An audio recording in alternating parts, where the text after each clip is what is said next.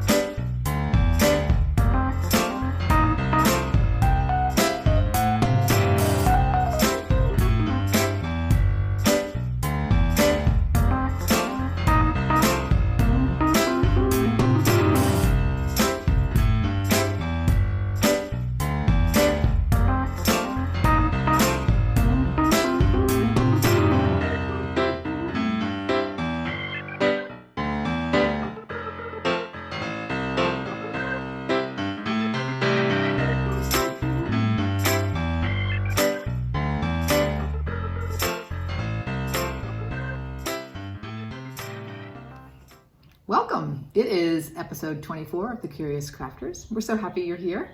This is Saturday, April 15th. We're coming to you from sunny Northern California. Beautiful, beautiful. It's perfect today, the weather. Perfect. We're so glad you're here. Yeah, episode 24. 24 has a lot of factors. It's a good one. It's a good number. Let's see what we have in store for you today. We have a lot of good stuff. We are going to discuss what we're wearing. We're going to share with you some finished objects, some whips, and some plans for the future. We're going to get curious about Pennsylvania Dutch samplers. We're going to highlight a few shared supplies that we have, and then of course we'll end with our thumbs up. Always have a few thumbs up. Always have a few thumbs up. As always, there's chapters in this video, so if you want to scroll to any of the different sections, scroll away. Have at it. And thank you. Glad you're here on such a nice, beautiful spring day. I hope it's pretty where you are. Well, as I say in the math classroom with the middle schoolers, let's build ideas together. And that's the way comments feel for me. So a couple of things that were mentioned in our last video, one of which was Carolyn has this idea of making a box for each of her grandchildren. And I think a lot of us are going to join her in that idea. I am planning on doing that. And some people had some ideas about that. One of which was a shaker box. And I remembered that I have a very beautiful shaker box. It looks like it's made of cherry. And I might just play around with this. I don't think I'll glue anything on this yet or anything about the size, because I'm still deciding what size and shape I would like boxes for my grandchildren to be. Yeah, I know that's kind of an interesting thing. It had some really good leads, have some good information. So thank you to everybody that is interested in that. And really first thing thinking about now is like what size box. I want it to be big enough so if I make any little handmade objects, they'll fit in there, but not so big that when the girls get the box, they'll be like, what's Gramsci doing? What does she think we're going to be doing with this? So it's got to be that sort of happy medium. I like size. the idea of it would be something that could be tucked on a bookshelf. Kind of that size. So. Yeah, but big enough that it could put something 8.5 by 11, I think, flat on the ground, on the base of it. So maybe 9 by 12 by about maybe that's 8. Maybe that's the size of a project bag. a project bag in 3D, if we took a project bag and made it into a rectangular prism, something like that. Exactly. We were just talking about that last week. The other thing was that Carolyn had done, what was your joy pattern called? By Joy, by Satsuma Street. And she had used 2 different metallics, one of which was not showing up as much as the other. And somebody had the idea of backstitching around some of the ones that weren't showing up. And so that's a possibility for you. Yeah, that's good. I've added a little bit more metallic there. And I think I like the one that was a little bit brassier, but it'll be done by the next video. It's very close. That's been a fun one. Okay, good. Okay. Then in the last video, we were talking about our WIPGO progress. And one of my March WIPGOs, which was number 2, was to sew 4 project bags and to gift 1. So this is the one that was gifted. And if you commented last time with the word zipper, you were entered into the random draw. And I used just one of those sites where you can randomly pick a comment that had a specific word. And our winner is Teresa Naples. All right, so Teresa, congratulations. You have won this project bag. What I'd love for you to do is email us, and our email is we.r.curiouscrafters@gmail.com, and the email address is also in the description box. If you just email us, or if it's easier for you, DM us on Instagram. Either way, Teresa, And just send us your mailing address and I will pop this in the mail as soon as we have that. So Teresa, I can't wait for you to get this bag and enjoy it. Enjoy it, yes. Great. They're fun to make. Hey, you know what? It's really fun giving stuff away. I was telling Anna, I'm like, we got to do this more often. It's just fun. It feels kind of like our way that we can give back a little bit for people that have been watching and supporting us and commenting and all that. It's just fun. Just a fun little way to give back a little bit and say we appreciate you. And little presents here and there. And lots of contexts are just fun. And who doesn't like winning a giveaway? When it's your name that gets named and called, it's like, woohoo! It's like one of those things like, look under your seat. If you have the number 6, you've won. Yeah. It's like exciting. Yeah. Okay, so our toast. It's a big one. It's a big one. It's a big one. We started FlossTubing a year ago. Yeah. We posted our first video on April 16th. And today filming, as Anna said, is April 15th. So and it's so interesting to think we did that and we're like, oh, let's just try it. And now I feel like it's part of the rhythm of life. Yeah, this is our 24th. So we were shooting for, I think at the beginning we were thinking every 3 weeks. And then we went to every 2 weeks. That's right. And then a few times when we were traveling, it would blend back into every 3 weeks. But I think we've been pretty consistent. It feels about right for us, I think. It does. It does. All right, you want to keep going for another year? Definitely. Okay. I'm all in. Okay, good. At least for another episode, we'll keep it going. Okay, at least one more episode. It's really been fantastic. It's so many different ways. I know we've talked about it in other episodes, but just the community and just for us having this shared project and every 2 weeks coming together and filming and sort of checking in with each other. It's because we've always talked about our crafting, but this might be the first time ever that our crafting is aligning so well. We're often doing different things, but enjoying watching each other do those different things or whatever. Yeah. I think you're absolutely right. All right, Anna. Okay. So we're going to toast each other, but let's also toast you all too. Let's toast. Okay. Okay, we'll come down and click with you. Okay. Okay. So happy to know you. Yep. And thanks for joining us. Thank you, Carolyn. Thank you, Anna. A little champagne today. It's been a while since we've had champagne. I know. I was going to get our typical Prosecco, and I'm like, I'm splurging. I'm going up $15 a bottle for this little half bottle, but we're going for it. And then also in Anna, the first video, Anna, to one of her thumbs up, was talking about some shortbread cookies that I got. It's the same company, but it's macadamia with a little chocolate dip. So we will be noshing on these too along the way. It's really hard to decide where to start. Like, do you save all your chocolate till the end? You save this corner till the end? Or you just dig into that corner. So you'll have to sort of see as we progress on our cooking. Sometimes we'll be like, oh, we're going to talk and eat my cookie. That's right. When Carolyn's holding up her work, you'll know what I'm doing. Behind the scene. Anna, what are you wearing? Right, I am wearing something called the Geneva Raglan tee. This one is, remember I was calling my other blouse a raglan? And you're like, it is not a raglan, it's drops. That one's a raglan. This is a raglan sleeve. It's by a company called Named, and it's 2 sisters who live in Finland, and they make really casual patterns, some of which are really everyday, and some are quite stylish. And they appeal to me a lot.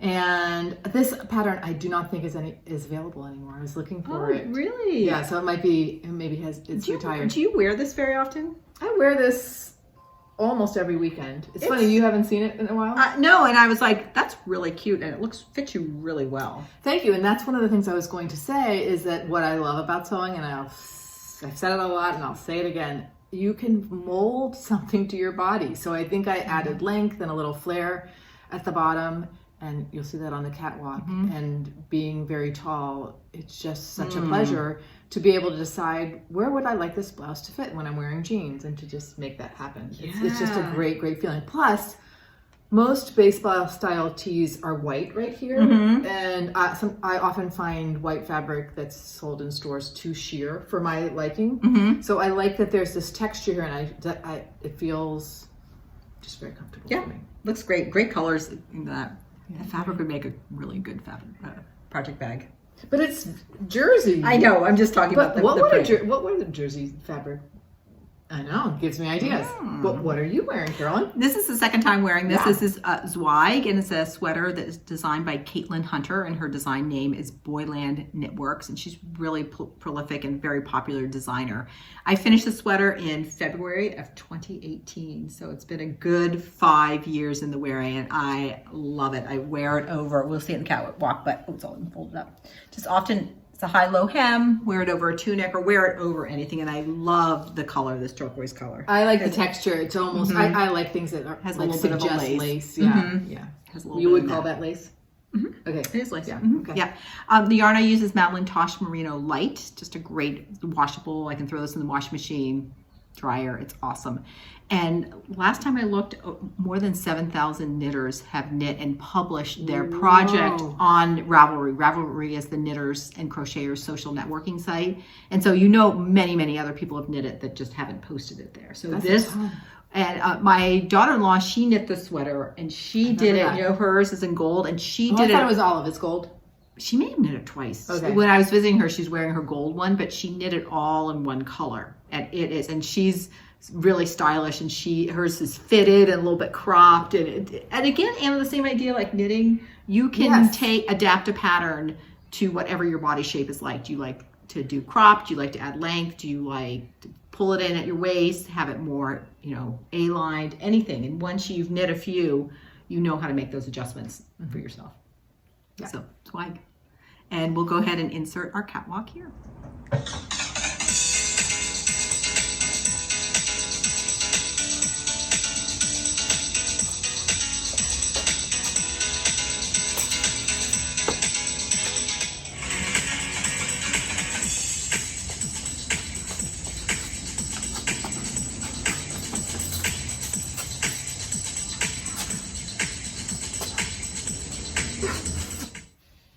I'm glad you remember, because I would have forgotten that. So, sometimes we say it, sometimes we don't. Sometimes we're just probably talking along, and all of a sudden you're like, "Look, there's the catwalk." Okay, finished object. Yeah. Awesome. My first finished object is a pattern called Champagne Hometown, and I just have it on my iPad, so I'll show it to you here. Sampler snack. And it's a sampler snack. It's what Tina Egner, or Team Egner is her design name. And here is my finished version. And this is I'm so into knitting. Yeah. This is stitched on 36 count Milk and Honey by Fiber on a Whim, and it uses all the called for DMC. And I stitched it one thread, one floss over 2 threads. And this one, she has a space down here that you personalize with your hometown. I just took a bite of my cookie. Oh, okay. Then we'll block you back up again. That's okay. So I wanted to honor our mother, who was born in Allentown, Pennsylvania, and we'll be talking a little bit more about a trip I took to there in our We Are Curious segment, and have her initials and her birth year. I'm really happy you did this, Carolyn. It's a very beautiful snack. Mm-hmm. And there's just something about seeing Mom's initials and her birth year. It's know. Powerful for me. This is okay. I guess I've done one commemorating 2 grandgirls when they're my very first thing. I put their initials in it. Mm-hmm. So I want to quote Laura Duet of Brenda and the Cereal Starter when she said, "This is the perfect little sampler." She's always doing that. She's always like, "This is the perfect little sampler." This is truly the perfect little sampler. You have geometrics, you have alphabets, you have you have personalization. It was really fun. The alphabet, every letter, I do a letter, I'm like, oh, I'm going to do one more. Oh, I'm going to do one more. Oh, I'm almost done with the row. Did you start with the pin stitch? I started with the pin stitch. For some of them, if I was only one space between letters, I carried. Otherwise, I just did the pin stitch and started every time. Great. Just really loved it. So pretty. It is pretty. I followed Cindy C. She's Cindy C Stitches on Instagram. I saw her, this on the pattern, the middle flower was orange, and I saw she used this dusty blue gray that we have around the edging, and I loved that. I like the way it turned out too.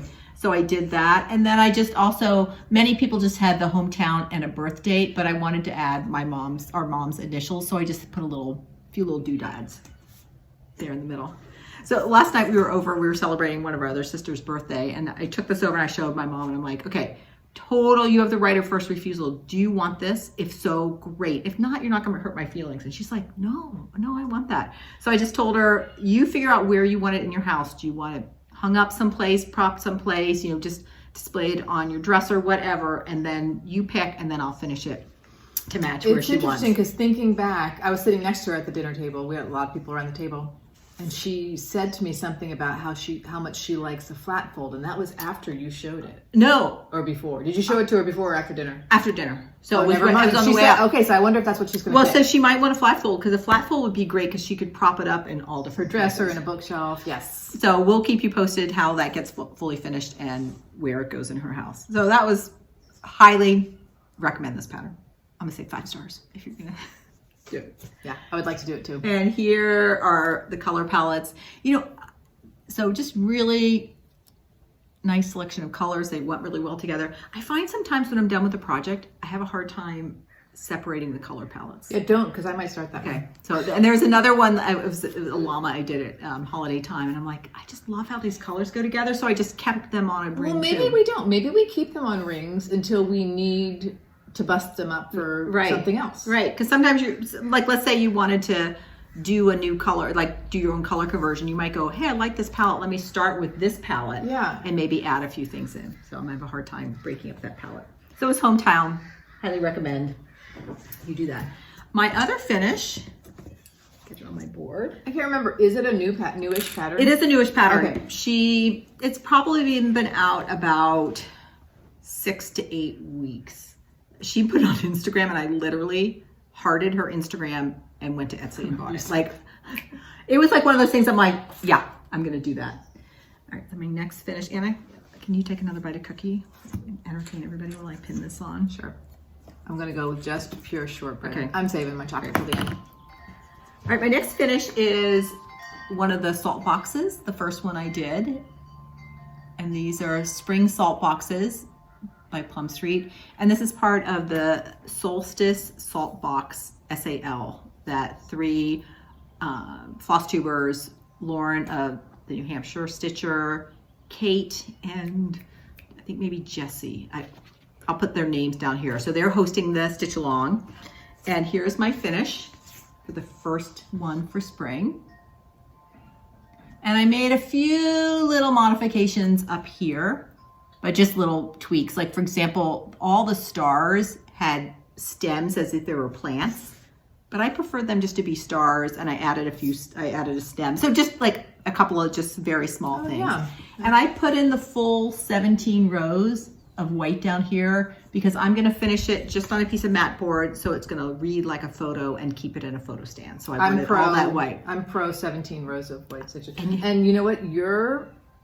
Whatever your technique is, your stitches lie very flat and even, and so I think they look particularly good there. So this pattern has been so much fun. It's just, and the colors, every time I did it, it just felt really, really springy and fun for that. And then I'm also like, you are a girl that likes fill-in, because 17 rows of white for 63 stitches. I'm like, love it.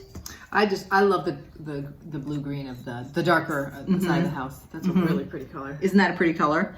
And then I went ahead and just, as soon as I finished that, we'll kind of move into our whips right now. I just went ahead and started the next house for that one.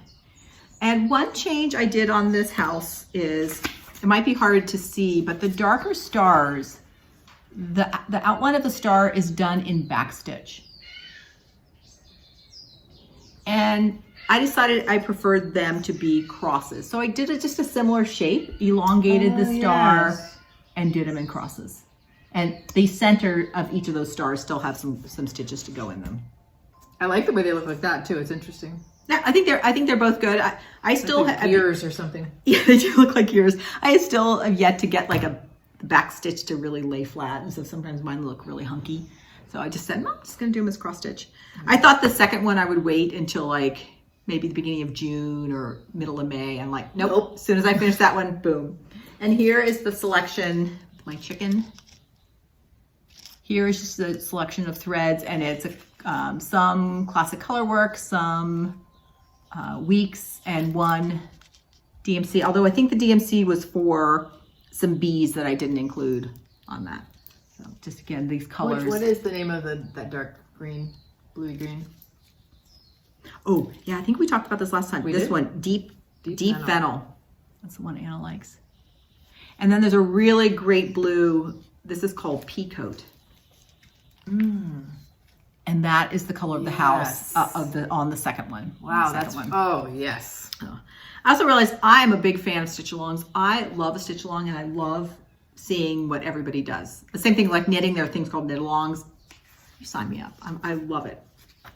Great. Well, you're just... So that was the finish and my first whip.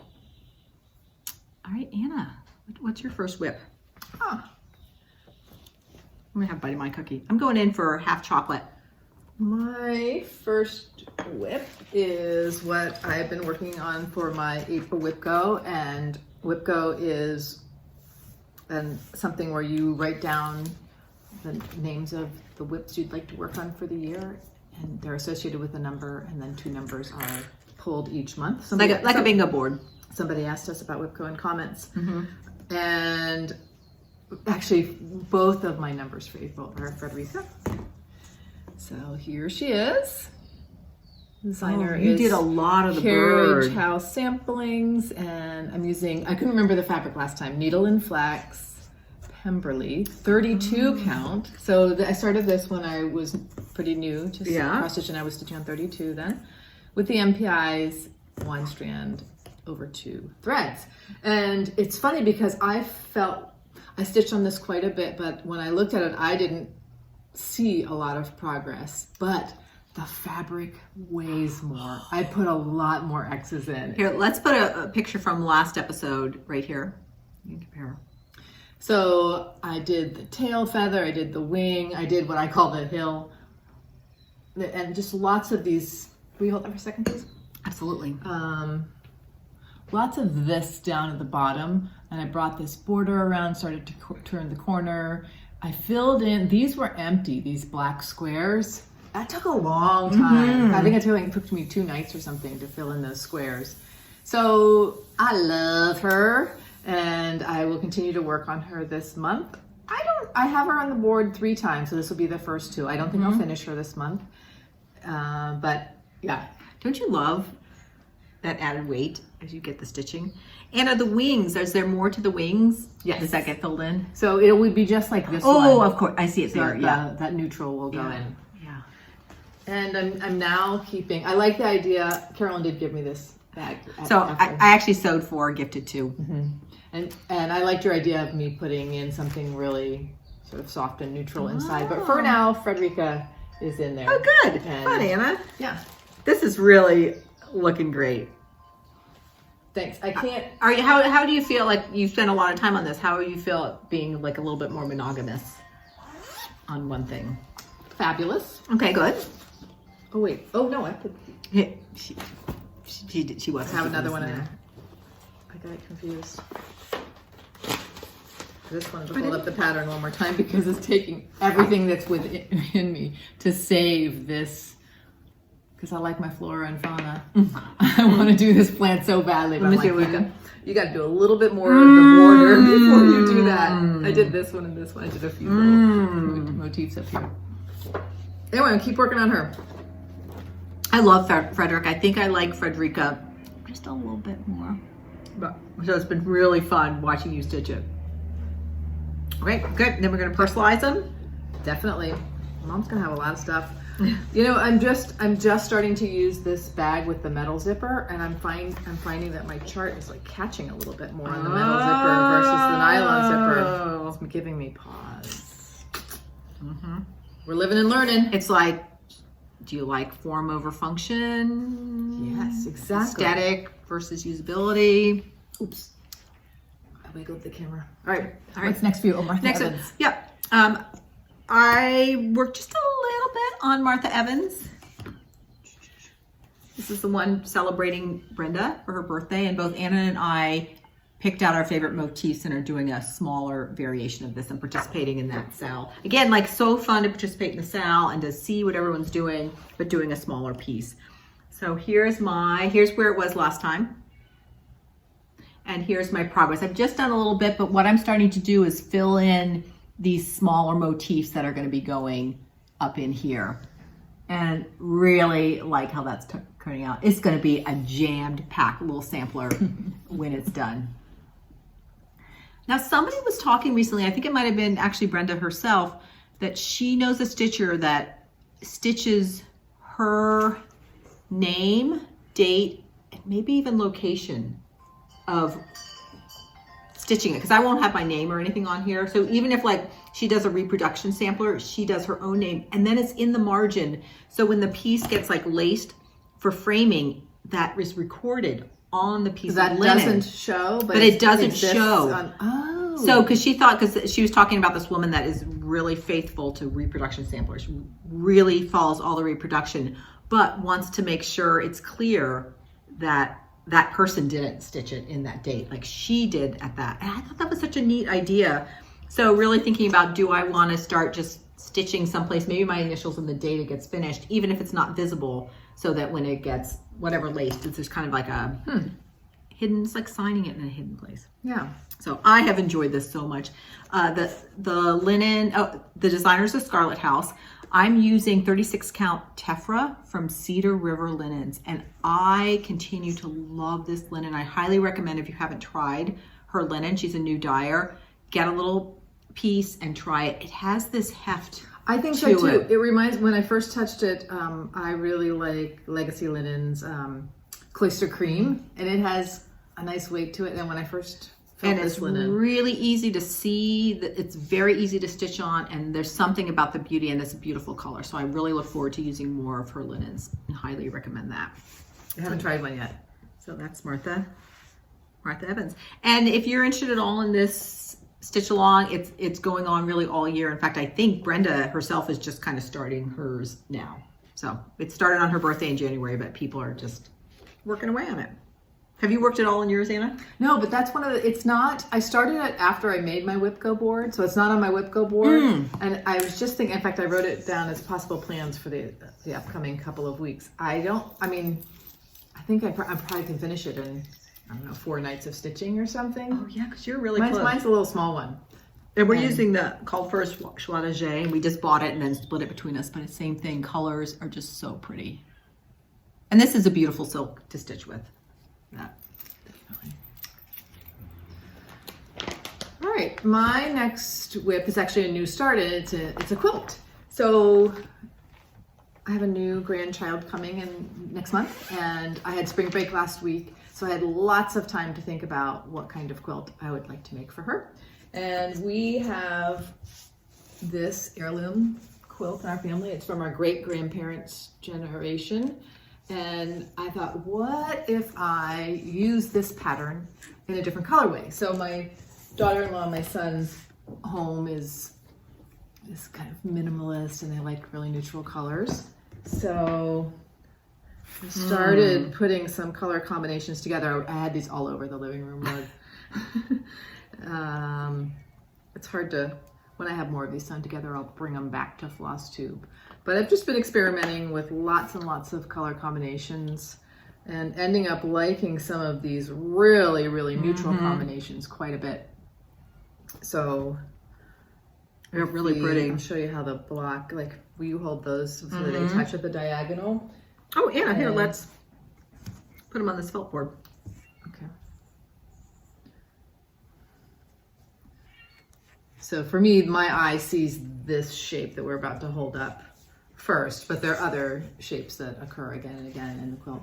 So it's fun to measure the old quilt and to start, just use that as a design. Yeah, that's a neat idea to take that. And so that you're not even using pattern, you're just saying, why don't you hold up that quilt again so we can see the design. So these reds. Almost like hourglasses. Right. And then the other one is this white with the shape with the blue in the middle. So I at first started with navy blue or a dark blue, and then I tried like a bluey green for these two parts, and then I'm realizing no, like this is as bright or as deep as hue as I'm going to get on this quilt. Yeah, to keep it pretty neutral, and just a little pop of pink here and there. So fun. I really like this fabric also. I like that with just a little bit of Pretty, Anna. So, and you have several different neutrals for your solids. I have 4 different neutrals. Yeah. I was going to have you guess the colors of them, like name it, but maybe another time. Anyway, there's hours and hours of thinking in this. But right presently it looks like this, and they want to be surprised about what the quilt looks like. So oh, good. I don't want to show too much, right. Just in case they. So JNS, I hope you're not watching this right now. She's laughing because I don't think they do. But great, Anna. Good. My next one, I've just done a little bit of progress on this, and this is Yaya's sampler, and it is a reproduction. Here I'm going to show the picture of the original sampler. This is from my husband's family. And here's my progress from the last episode, and I've just continued to work on it just a little bit. I was camping. I'll talk about that a little bit later, and only did a little bit before I left. But it's really coming along. And I'm finding I'm really enjoying the alphabets. I think this, like, each letter is its own little start and finish, and then as I was saying before, I'm like, I'm just gonna do one more. Oh, I'm just going to do one more. And before you know it, you're sort of across the row. For this, I'm kind of cut because it's silk. I'm trying to be careful. I'm going to just kind of work down vertically and then work across as I'm going. One thing I like about stitching an alphabet is that you start to get to know the flavor of the font. Yes. And you can I kind of sort of anticipate, oh, there's going to be a bump out there. Or... Exactly. And again, I think when you're stitching, you really are focusing and you're really seeing, observing and seeing so many details that you wouldn't see at your first glance at that. And for this, I'm stitching it on 36 count brown paper by XJU Design. Love the color. And I'm using Gloriana Silk Schoolhouse Red. And this is just, you just fill in your favorite word. It is just.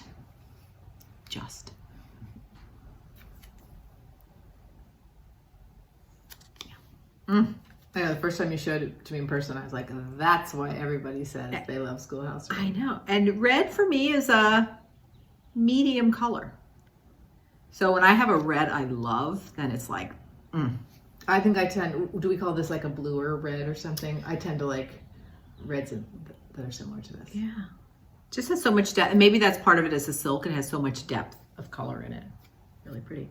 And I'm keeping this in my other Teresa Kogut bag. Red zipper. Great. So those are my whips. What's your last whip, Anna? And our last one is a new start again for the baby. It is Garden Dogs by Carriage House Sampling. And I'm going to save this last section down here because they're keeping the name a surprise for now. And I'm not sure how much room I will need, but I will put her name in 2023. Will you put her birth date, do you think, or just her name and the year? Probably just the year, but we'll see. If she's a really short name, we'll see.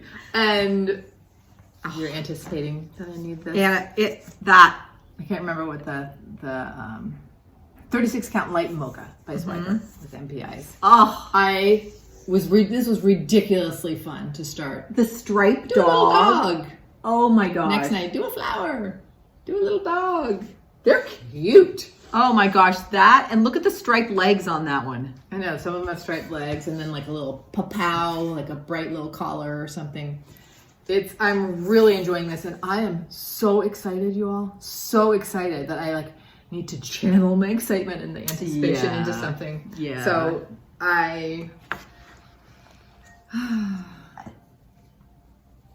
so this might be a little colorful for the aesthetic of their home, but it can go to it can stay at Birdie's house if need be. Look at the flowers on the top. I know, they're just dancing on top. It's like colored flower acorns. Yeah. Exactly. You know, this might be a pattern that it's like the picture's kind of small that you might just be like, gloss over it. But when you start to, again, to look at all the details and all the... Yeah, it's cute. I also I like to keep my MPIs in bags, but I ran out of bags. But I had these little wax paper bags. And so I'm using these little wax paper bags, and I'm enjoying them. Yeah. Okay, so you kind of look around the house. Well, what do I have that I can use? MPI silks for that. Yes. 2 that I haven't touched yet. A green and a gold. Where's the? the probably in the stripes. stripes. Yeah, those bottom stripes are just going to be like. Yeah. celebratory. How do you think you're going to fully finish it? Are you going to frame it? Are you going to flat fold it? Are you going to pillow it? I actually might. I need to put baby or toddler E's name on hers, and hers is quite small as well. I might do both of these as a floating frame and try a walnut frame. Try a dark brown frame for each of them. That'd be really pretty. That's my idea now, but I don't know. I may talk to the families to decide if it's going to go to their house or stay at my house, and then we can go from there. Yeah. I think it's nice if you're going to gift something to somebody to kind of ask them how they envision using it or displaying it, and then tailoring the finishing to that. Okay. What are some plans you've been thinking about? So more Frederica, more garden dogs, more quilting. I might try to finish my Seasons of the Heart Winter, which I didn't bring. I have like this much stitching left to do, and Carolyn and I are eager to finish it together to learn the beaded edging that goes with that, with the Katie Strachan kit. And I'm still chipping away at my Fruits of Plenty assignment. Have you noticed we didn't show you our Fruits of Plenty this time? Well, it might, realistically, it might be an assignment a month instead of an assignment every 2 weeks. Maybe. This time, but we're going to finish it in 2024. We're going to go for a finish. Give an excuse for why I did 0 on it, 0. And part of that is we were gone for 10 days camping in the between filming, and I should have done it before we left because I just got back a day or two ago, and I just couldn't get myself back in the frame. And that's not good. That's like a little dainty little travel. It's not. You do not pack that up in the van and take it. So yeah, maybe a month, but I was a little bit disappointed in myself, to be honest, because I really liked the momentum that we had.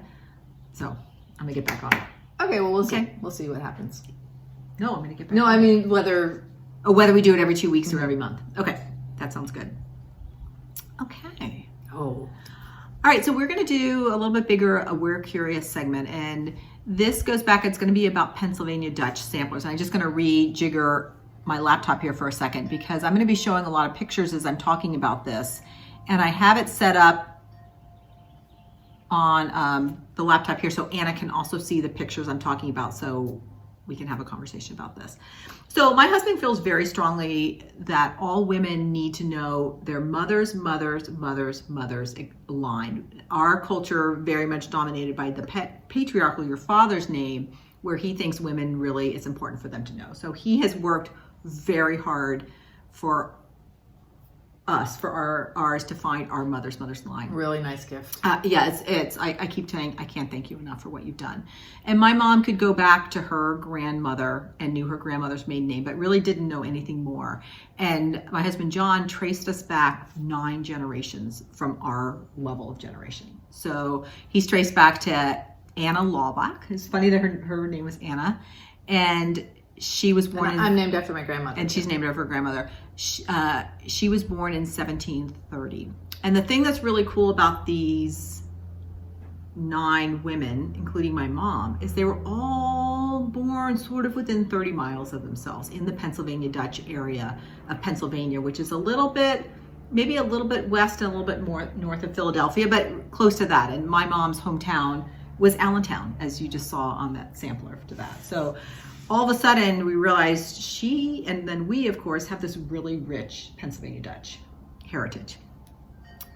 So I had a East Coast trip in end of February, beginning of March, and we went and visited our son, and then my husband came back, and I spent about 4 days going to this area and just exploring like this matrilineal heritage. And I have a project that I want to do is I'm going to be stitching a really large piece that has the names of all these women with their birth date and if they have died, their death date. And I'm going to be stitching Jane Atkinson, and her middle segment has a really nice, very thin black border all around here. So this center for me is going to be the names and the information of the women, but I'll have this enormous, beautiful floral border around that. So that's the goal. And I might copy that idea. Yeah, it's fine. Anybody that copies it. And now that I know how to use the charting software, I'm going to chart in that outline and start laying out where I'm going to put the names for that. So I think this is beautiful. I'm really excited to get that started. I have questions about that, but we'll wait till you start. Okay. Oh, yeah. Right. So part of this trip was I went to 2 museums. One was, it's called the Schweichenfelder Library and Heritage Center, and the other was the Mennonite Heritage Center. And my mom's relatives are, I guess it's ours. Our matrilineal line is neither Schweichenfelder or Mennonite, but I felt like they gave a good flavor of the Pennsylvania Dutch area. And many of these Germans came over in the end of the 1600s, early 1700s as part of, for religious prosecution and things. So I think her family was probably a wave of that. So I thought I'm just going to show you some photos of things that I saw in these museums and kind of talk about them. All right, so the first photo, these are photos that came from the Mennonite Heritage Society. And the first one was, they had an entire room of fracture. And it was... The wood in there too. Yeah, so here, and it's almost like you couldn't go in the room. It was so spectacular. And this is called their fracture room. And so they always have a fracture exhibit there. But this one was highlighting how fracture was used in education. And one of the things they did, and if you see that white chest in the middle or display case, this was what was inside. And so often what a schoolmaster would do would make these little, they're called drawings of merit. So instead of getting like a gold star, you would get one of these little drawings. Those ones in the middle? The ones in the middle that are closer to the front of the screen, those were all drawings of merit. And then if you can see, there's some tiny little sort of rectangular books that are opened up. Your schoolmaster would also draw a plate on the front of your school book. So that was another way that it was used. And here's some close-up of those shots of merit. So you can see those little drawings. And it's incredible. They must have been very precious to the student, the fact that they're just drawings on paper, that they have survived all these years. So that is really incredible. So I'm just enthralled by all this fracture around me. And then I turn around to leave this gallery and I'm like, oh my gosh, there were two spectacular samplers on the back wall. Mm-hmm. And in fact, they had the light turned off there and they're like, oh yeah, we only turn on the light for those when people want to view them because they're trying to preserve them. And the first sampler, here it is.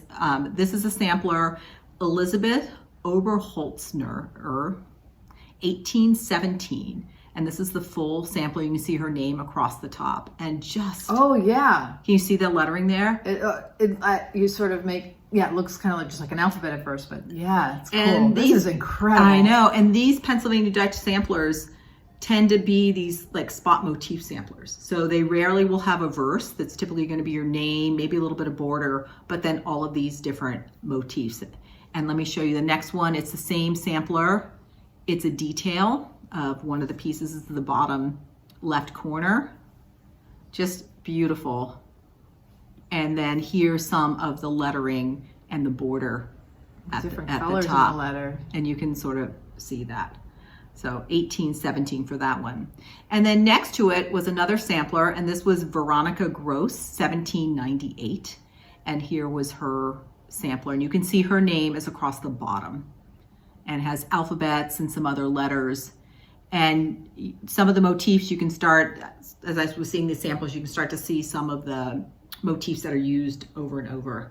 And then I actually have recently found a really cool article where this historian, they're all, again, I think they were from the Schweichenfelder. They have so many samplers that they were not on display, but they're in there. And so what she did was she started with the first sampler of the woman that came over from Germany. And then through her descendants, I think it was 2 or 3 generations, saw how the motifs from the original sampler were remixed as they went down. Wow, that's cool. And there was an article, I'll link the article below, but really, really fascinating. And I think I have a couple details here. Here's a detail of Veronica's. That floral towards the bottom. I know. I haven't seen anything quite like that. Really, really spectacular. And just the different flowers. See, like we probably have enough information. If we wanted to make a small, we could just, we could figure out those shapes and try something like that. Oh, definitely. I think, looking at these samplers, especially with a good photo, you can zoom in and you can get the, cheers. Excuse us. Excuse us when we. Oh, still bubbly. It tastes so good, you guys. Mm-hmm. I love champagne. Mm-hmm. And okay, then if that's not enough, to the side was this really interesting thing. I didn't even know they would have had something like this. Okay, this is the drawing of sampler patterns. So the person, you can see the alphabet across the top, And then that band along the bottom, they've drawn in like craft paper. And so that is drawn on the linen? That's on paper. That is paper. And they found this, so they called it a drawing of sampler patterns found in a book. So they were going through an old book, and someone had stored this sampler piece of paper. It's a piece of paper. And it's, I don't think they had a date from it, but isn't that incredible? But the grid of the graph paper is hand drawn on a piece of paper. It is. And so when you looked at it up close, you could see that it, as we would draw our own graph paper, it's, not exact, but it's enough to see where the stitches are. I love the lines between the letters at that bottom alphabet. I know. I always imagined people learning a motif from looking at another sampler. I've never seen a graph paper image like that. So I don't know if this is somebody that decided they wanted to record. Do you know the date? Know. You know what? I'll go back because for all of these pieces, I also photographed the little explanation, and I'll see what that date was. They called it a cipher book, but I think all a cipher book was sort of like an educational book that you would have at school. It was kind of like a textbook, and they found this in here. Mm-hmm. So folks, don't you want to stitch this? Mm-hmm. I do. Mm-hmm. And that alphabet, I don't know. And those flowers. And so I kind of want to do a little bit more careful looking and go back to some of those samplers, the two I showed, and see are any of those motifs in that, because it's probably, some Pennsylvania Dutch similarities. I'm just looking at the border. We could do that in satin stitch. Yeah. So I just it's like one of those things you're like, yeah, it does take your breath away, literally. And then the woman that was at the museum, she could not have been nicer. She was actually fairly new, and she goes, okay, go keep looking in the museum. There's some samplers in other places, more stitching. So I kept walking around, and this is an unnamed sampler from 1842. And that idea, again, you start to see these alphabets. And Anna, those alphabets reminded me of our BH sampler 1820. Very much. You could see that, and really like the style. Starting to seeing some of those flower motifs, like going back and looking at that paper pattern. What sort of similarities do you see? And I have a detail of this going in. Isn't that gorgeous? Those color combinations. I barely could leave this museum because I didn't want to walk away from these samplers. I kept going back and looking at them. Mm-hmm. Here's another sampler stitched by Lydia Young in 1843. And this one, she carried her threads, and you can really, when you look up close, can see the threads. But I thought that was a really pretty red and a little bit different color combination. But look at those sort of the pom-pom flowers down at the bottom, but then also those sort of fractory tulips at the top. Right. And you can see her name, Lydia Young, 1843, there across the top. So same idea. I think it would be really fun. It's like a loose reproduction of it, but you could take some of these samplers and pull out their elements, or sort of say, okay, this is my best guess at how that element would be charted. And as far as you know, this collection is not represented in a book, like a catalog or something?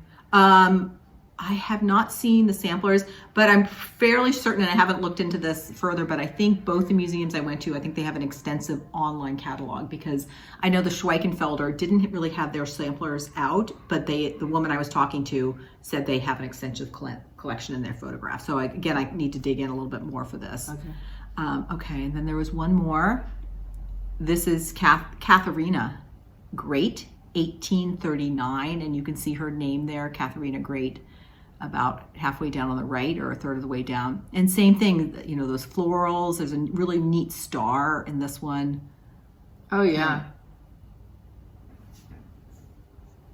Amazing, Carolyn. So this was, and then there was one more. I didn't have the picture of this, but they had then a little sort of tattered piece just sort of out on a desk as a display.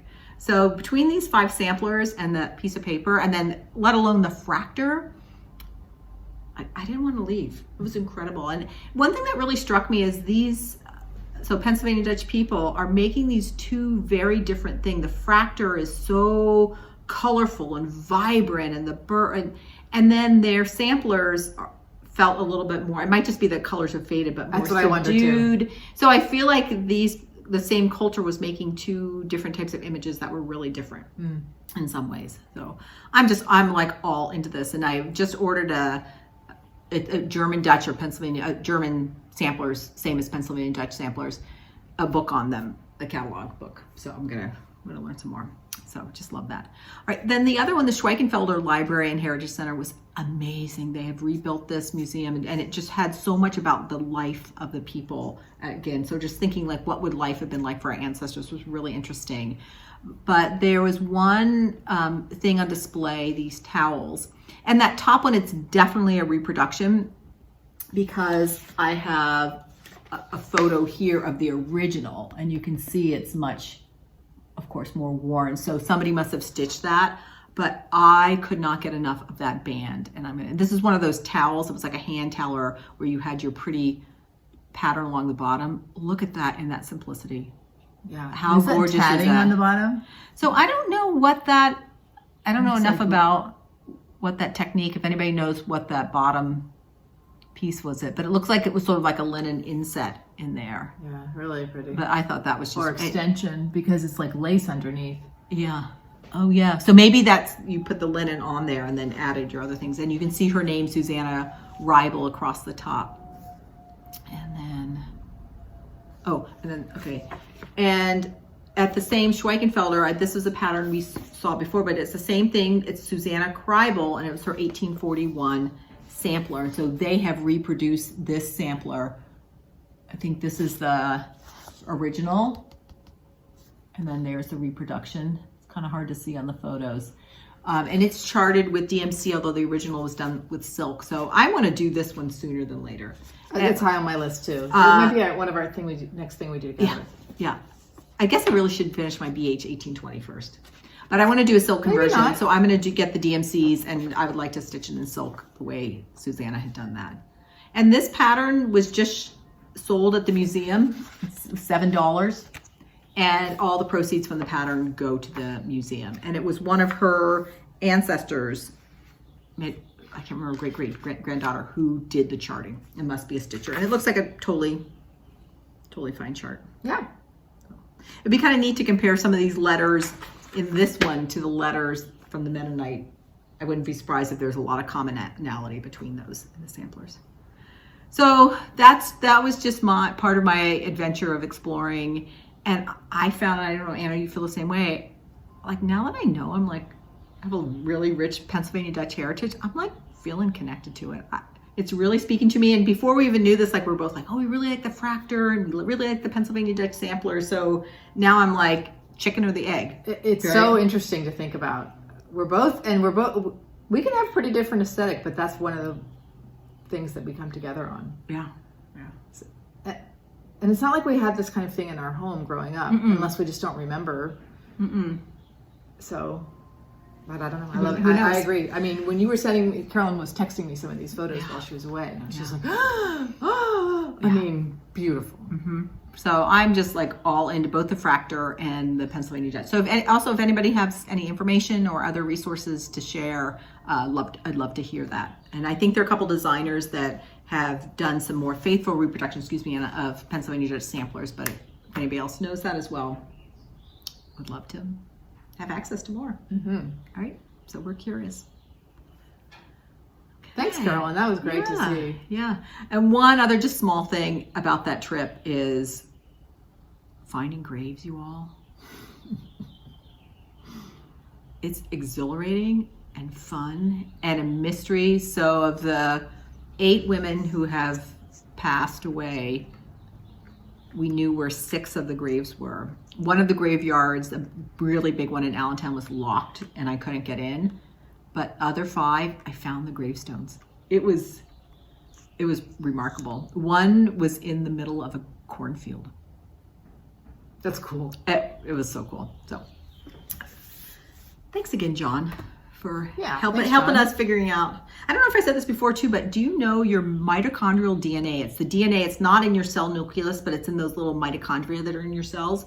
That comes just from your mother. Your father's mitochondrial DNA commits suicide actually when an egg is fertilized, and so it's just the matrilineal. So like we have the DNA that these women 300 years ago, and then Anna has a daughter and a granddaughter. So those granddaughters can go back 11 generations. It's almost 300 years. It's cool. It's really cool. All right, I'll stop talking. I'm sorry. I'm just like, no, I'm not sorry. I'm not sorry. I'm just really, really into it. Yeah. Last video, I think I said beautiful about a dozen times, and I think this video I said cool about a dozen times. But you know, sometimes.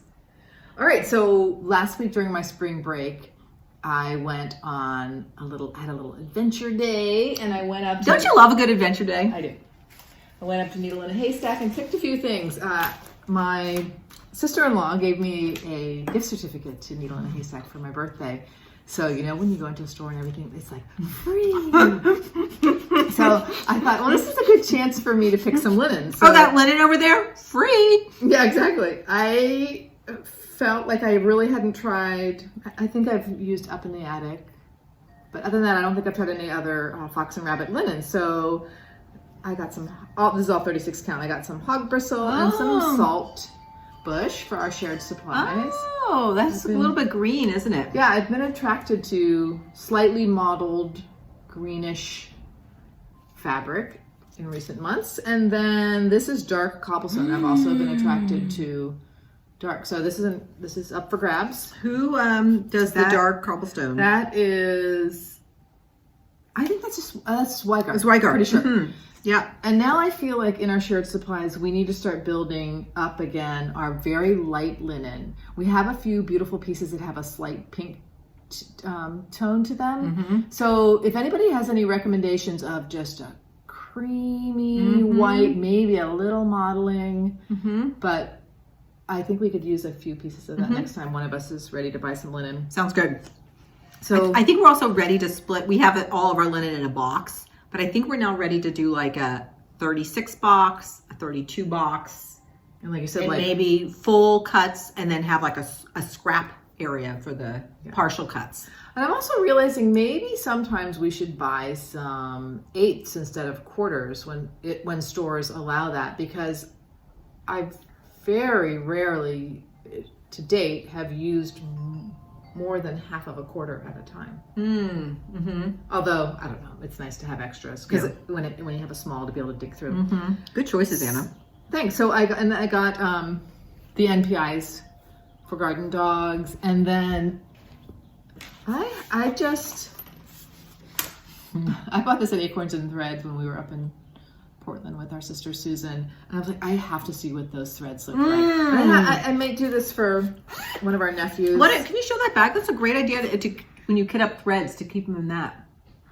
Yes, this I think is from the Container Store. Oh, you think about making it for nephew S? And they're I mean, like, I think it should go on a dark fabric. Oh yes, Anna. Something. That is going to be fun whenever I get to that. This is a possibility, yeah. And because that actually, it's not far from the color of that linen. It's like a darker green. Anna. I think this is dolphin, so I think this might be more gray than that is. That's pretty green. But, ooh, I'm just going to take that project right away. Yeah, well, if you want to do it first, you can. No. The other thing is, Carolyn just showed this sampler. But I went ahead and got did you get the DMCs? The DMCs, and you can have them. Because, I don't know, I might use the DMCs, but I figured that one of us might want to do a conversion, and I just pulled them. I was excited. Great. So, great. We can... Good. And then I got a thread ring. Because it's free. It has little fish and shit. Oh, Anna, I love it. And that's for you if you want it.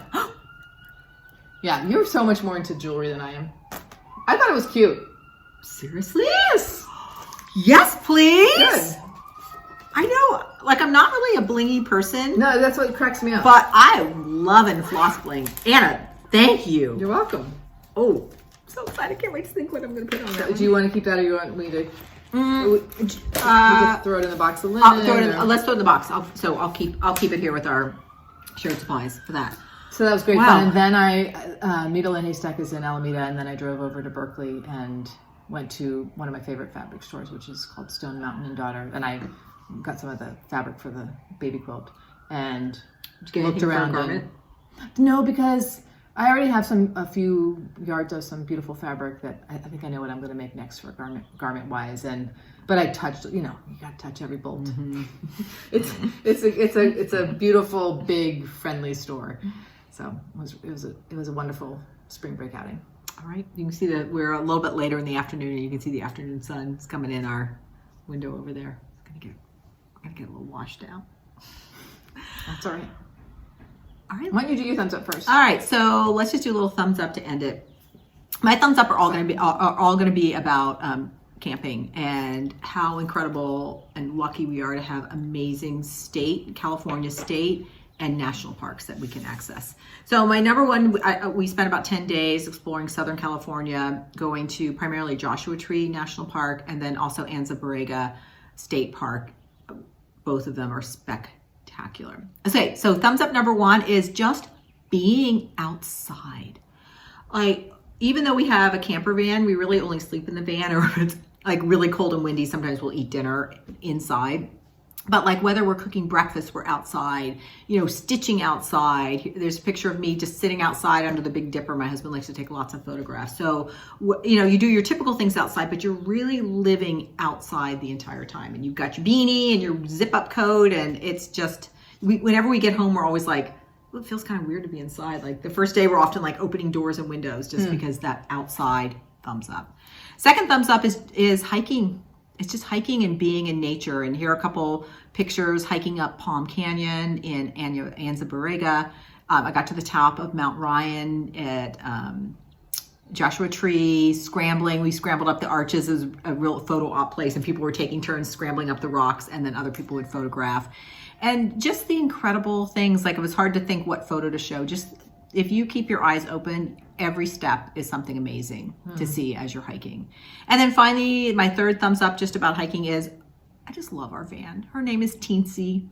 We've had her for about 2 years, and we have said multiple times, this is one of the best decisions we have ever made. Just the fun and the exploring and the accessibility. And she's only as big as like an SUV. She's taller, but any parking space she'll fit into.